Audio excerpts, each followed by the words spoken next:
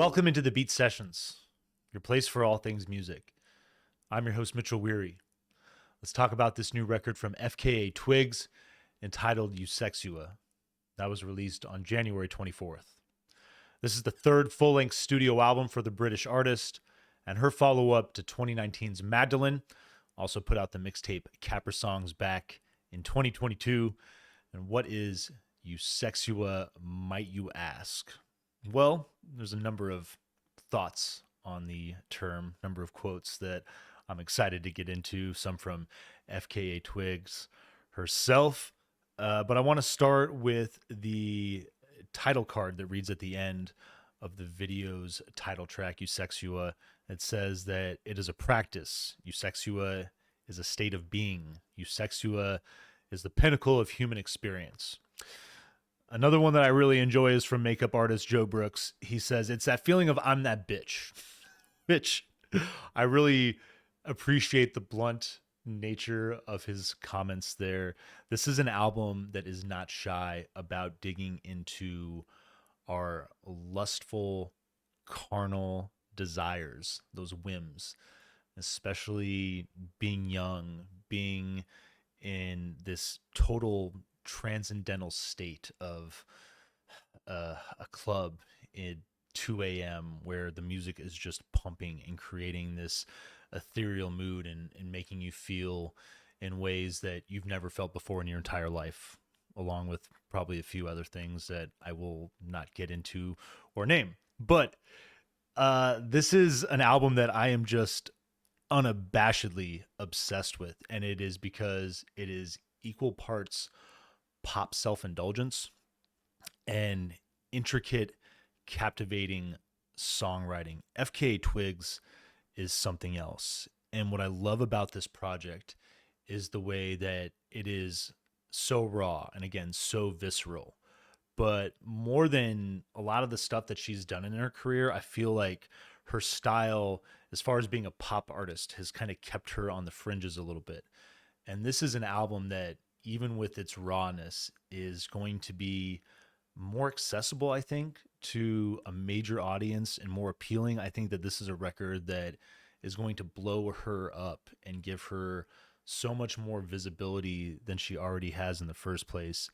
And I'm excited for her. I love the nostalgia that this record created for me, and especially with the backstory, talking about working on that Crow reboot, and we will totally forgive her for her involvement in that if this album is ultimately a byproduct of that. But she talks about being in Prague in the summer of 2022, just probably like 6 months after putting out Capper Songs, and feeling in a bit of a kind of like a creative rut when it was coming to her music. And on a night off, just going out and immersing herself in the club scene out there. When I was 21, I was living in Ireland, and I turned 21 over there. So to celebrate my birthday, just took this amazing trip. I had some time off, and I'm so blessed to have been able to do this. But I did go to Prague for a week, and the club scene there is just mind blowing. I mean, the venues, the beautiful people, and the music. This just intoxicating trance-like electronic music that really is taking you to another dimension. It's just the beats and the euphoria that is created, and it's what I love about the album's title, is that combination of that feeling of being so alive and just the raw, pure sexuality that is being mixed in with that, especially, if you are a younger person. I mean, it applies to anybody, honestly, but, when you're at a younger age and you're just at that stage in life and hormones are pumping, like, we've all been there. We've all felt it. And to a degree, I don't think it ever fades. And, FKA Twigs, I think she's like in her mid 30s. So, an individual that, like, I love that sort of in between that she has with, I'd say, people my age and then that younger generation. And that is another thing that makes this record so exceptional. It's the influences of trance, of house, techno, especially a lot of sounds that I was hearing out in Eastern Europe while I was traveling around there, and the way that she has brought them back to life.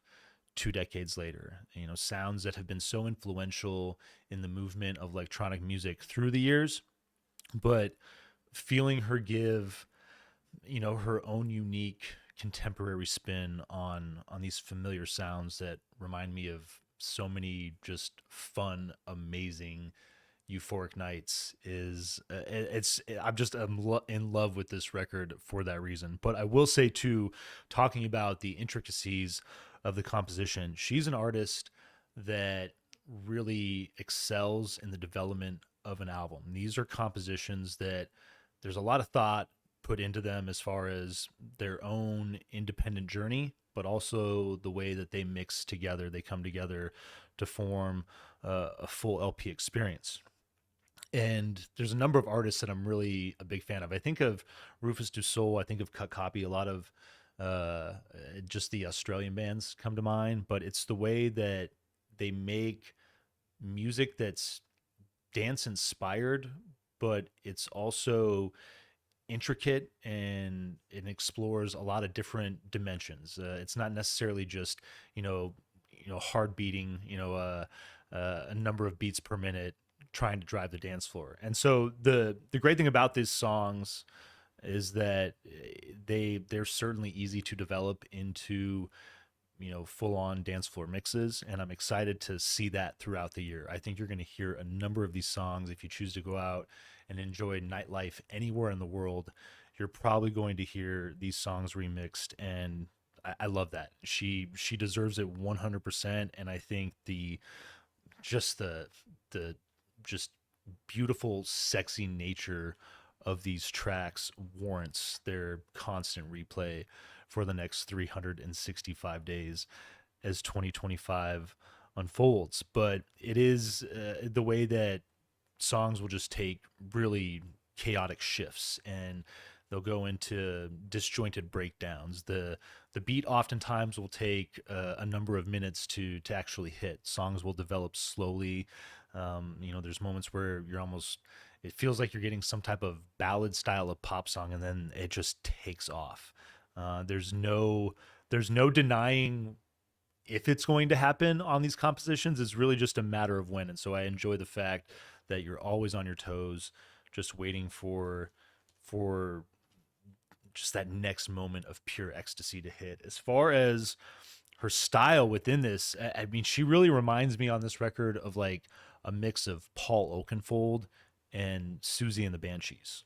That's the feeling of the music of these compositions. There's kind of like an alternative electronic feel to these songs at moments, and then they just hit those full on techno house inspired moments, hitting high beats per minute and creating that just that again that pure ecstasy in form.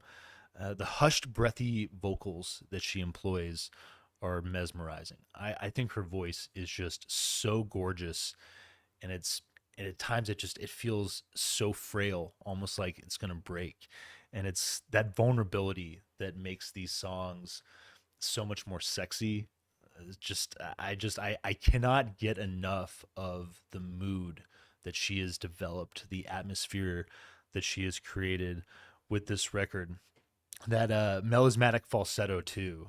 It's something that's exceptional. Just working with multiple note shifts with one syllable, and she does it at the end of Eusexua. It's like the perfect example of that technique that she employs. But one of the many fine features of her vocal talents that are displayed on this record, and in general, the songwriting, the hooks, the melodies that she has built are, again, they're intoxicating, and they are the type of songs that they make you want to be bad. I don't know how else to put it any more simple than that. These are songs that make you just want to dive in to any and all carnal desires that you have. And again, this record, it's sexy, it's indulgent, but it's also a truly original and organic musical experience that I think most of you are going to be impressed with and will enjoy. Your title track, Eusexua is built on this house beat that's really subdued in its production. It's super soft as it opens up. It's going to fade in, and then you get this bright vocal coming from FKA Twigs and this rapidly flickering synth that develops in the texture of the song. Bits of piano that work in. They maintain restraint, but then this thing, it just explodes at about 2 minutes and 30 seconds and really takes off with the beat maintains this sense of softness, this sense of delicacy, and it gives the song this trance-like feel as the tension builds and the mystique fills. But it's got that Euro sensibility as far as the mood that it creates, the different electronics that are employed to create different textures in the feel. And then the coda is interesting. It shifts to this just soulful, mellow finish, and it's the perfect example right there in the opening track of what I'm talking about as far as these compositions being very adventurous in nature. And they're not just dance tracks. There's lots of different influences. There's lots of different genres coming together and creating this unique sound. And the moments that the songs aren't taking off with some type of house driven beat are almost just as captivating in and of themselves, the way that they take you into that unexpected territory, and the way that they do build up those intense dance driven moments. Your second track, Girl Feels Good, it's got this like these dark layers of synths over mechanical sounding vocals. I really like the production there. They're pretty and sorrowful. The song structure is incredibly playful on this track, just moving between full textures and minimalism, but it really just rides this mid-tempo techno feel from start to finish, and it's just a super catchy track. Definitely a highlight. I love its placement coming right off Eusexua. And your third track, Perfect Stranger. I just talking about the like overall sexy nature of this record, and those feelings of being right there in the moment, the desire that we feel oftentimes. I love this track. I don't know the name of excuse me. I don't know the name of the town you're from, your star sign, or the school you failed. I don't know, and I don't care. I don't know the food that's your favorite now, your work, or what you're working around. I don't know, and I don't care. I mean, it's a song about just fully giving in to your desires, to all of your lustful physical desires with that perfect stranger. And I love the UKG feel of the song, the way that it opens up. Just got this slow fade in to this echoey UKG feel, like just big focus on the drum and the bass, and that's a pretty big feature, pretty distinguishing feature of all these songs. The percussion is just gonna drive the hooks, and the melodies are fire on this thing. Great balance in melodic space, and just the delivery and the vocal performance is stunning on this track, but very catchy from start to finish, and I just love the way that it builds. Drums of Death is your fourth track. This track is wild, featuring chorus, hard electronic bass drum with hand claps. And like I said, this thing is psychedelic electronic masterpiece. Like, it's just freaking wild. Industrial turn in the verses. You get a little bit of that working in at those moments. The vocal begins in this like recitative whisper, and then moves smoothly into this bright vocal, again showing off that just that dynamic range of what she can do aesthetically with her voice. This thing just glitches all over the place to create this trippy atmosphere. I mean, it is a wild song, but it comes together brilliantly. I really love this composition. Room of Fools is your fifth track. Intro's got this wild, like just really trippy sound, this synth that sounds, it kind of sounds like a limply strummed guitar that almost even has like some loose tuning, but this hard beat works in and out with this dark gentle bass. The textures are big and bouncy. You just get this 90s house feel that works in on the textures before the song is going to drift into this electric bass drum element, really strong there, and then it fades out to this vocal, and you just get these like almost kind of bell-like driven elements that create percussive textures in the song as it ends. A lot of the kind of like synth, call it kind of like button, kind of like bell-like textures reminded me of Radiohead in the early 2000s. So I really like the way that all that stuff is being playfully employed. Sticky is your sixth song. Could pull up some vocals here, but another song that really is just very blunt and honest about our our lustful desires there, as is most of this record. Gentle reverb. Just like I love the feel of the piano on this track, and the vocal is really quite impressive as it comes in. The piano that works in it's this trippy, almost kind of like, think of like a pinball machine, or like I think it's like Plinko, the game where the ball just like kind of bounces down, or like a puck or whatever it is. But it's just this like really trippy, bouncy effect in the piano that I call it tremolo, like call it what you will. But I love the way that that works in. Her hushed vocal and the subdued instrumentation is phenomenal. It's going to fill out around a minute and 45 seconds with these moody synths that build, and then the coda just goes berserk. It's just like this like 30 seconds of wild trap influenced music that really caught me off guard, and I think it probably will catch most people when you listen to it. Keep It, Hold It is your seventh track. The song is wild. I love this song. Muted organ and bass drum, this lovely vocal that takes hold in the songs. It seems tame at first, but she goes off in this really soft, subdued explosion as far as the intensity of the vocal, and the atmosphere is stunning. It's like this combination of Afrofuturism meets Baroque. Really just quite phenomenal. And just when you think this song is about a mood, about developing one thing, then it's just like seriously, completely screw what you're thinking. It just goes full on banger status, just absolutely freaking wild. The coda drips into this ambient vocal that's really quite impressive. There's Japanese influences that work into the textures of this song as well, which I think is really cool because this track leads into your eighth song, Childlike Things.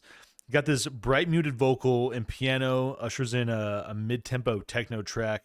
And it sounds as like you're definitely getting a big shout out to Japan musically in this song. And if that wasn't enough, you have Northwest, Kim and Kanye's daughter, showing up rapping in Japanese. Can't freaking make this up, man. It is absolutely wild. But it is a track that it carries very much. There's a lot of traditional elements, but I feel like there's also a lot of contemporary pop elements that you're hearing coming out of that part of the world, Japan, Korea, all the sort of like K-pop style bands that you're hearing these days. Just a brilliant blend of sounds that come together in this track. It's pretty wild. Striptease is your ninth song. Twinkly, wind-driven synths open up this foreboding vocal as the beat builds. The song it comes in hard after a few bars and then works playfully in and out with the texture there.